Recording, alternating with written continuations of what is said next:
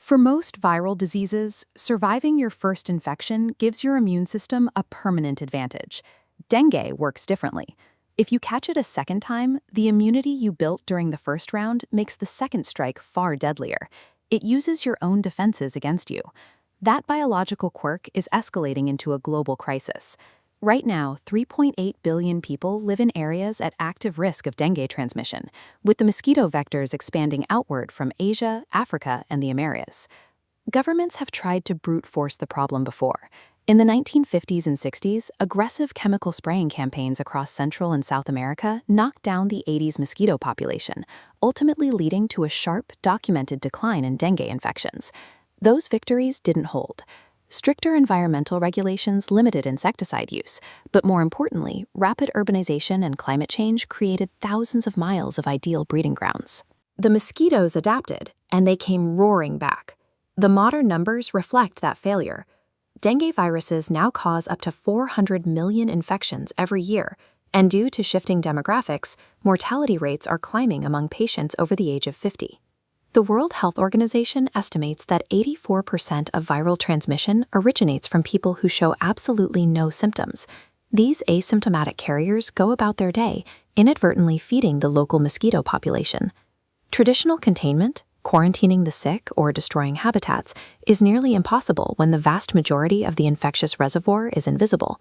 To stop the spread, scientists realized they had to turn inward, fighting the virus directly inside the human body. To understand why a vaccine is so difficult to build, we have to look at the virus itself. This diagram shows 4 distinct but genetically related variations of the dengue virus, known as serotypes 1 through 4. They all co-circulate in endemic regions. When a mosquito injects you with one of these serotypes, you get sick, you recover, and your body learns to fight it off. You now possess lifelong, robust immunity to that specific serotype. The danger arrives months or years later if you are infected by a different serotype. The old antibodies recognize the virus and bind to it, but because the shape is slightly different, they fail to neutralize it. Instead, they act as a Trojan horse, dragging the live, fully active virus directly inside your own immune cells. This process is called antibody-dependent enhancement. Inside the hospitals, that cellular overreaction looks like this. Patients move past the standard breakbone aches and fever and progress into severe plasma leakage into extracellular spaces. The fluid loss causes hypovolemic shock, respiratory distress, and severe organ impairment. Dengue works by weaponizing the immune system, turning the body's own memory cells into an accelerant for severe disease. Because the early symptoms present as a nonspecific fever, many patients mistake it for a typical tropical flu. This leads to dangerous medical errors. In some clinical settings, over 30% of adults hospitalized with confirmed dengue are inappropriately prescribed antibiotics, which do nothing against a virus. True diagnosis requires a race against the clock using rapid NS1 antigen and IgM tests. There is no antiviral cure. The only survival protocol is aggressive, perfectly timed fluid replacement therapy to counter the vascular leakage before the patient goes into shock. Outside the hospital, municipalities still rely on traditional vector control, but as these trucks roll through neighborhoods, they fight a battle against widespread insecticide resistance in the mosquito population. Instead of chemicals, researchers are now deploying biology. By intentionally infecting wild Aedes aegypti mosquitoes with a bacteria called Wolbachia, scientists have found a way to block the dengue virus from replicating inside the insect's gut. A mosquito carrying Wolbachia can still bite, but it struggles to pass the virus on. Releasing bioengineered mosquitoes lowers local incidence rates and buys health systems critical time, but it cannot offer protection to the billions of people already exposed. A flawless vaccine is the only viable endgame. Building that vaccine is complex. The first licensed dengue vaccine, CYD-TDV, had a flaw.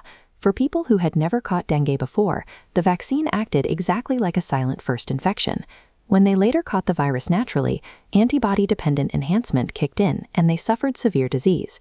Researchers tried a different architectural approach. This led to a new vaccine called TAK-003, or Qdenga. Instead of a yellow fever base, TAK-003 is built around a live attenuated backbone of the dengue 2 virus, genetically modified to include elements of the other 3 serotypes. This bar chart shows the results of a clinical trial across 8 countries.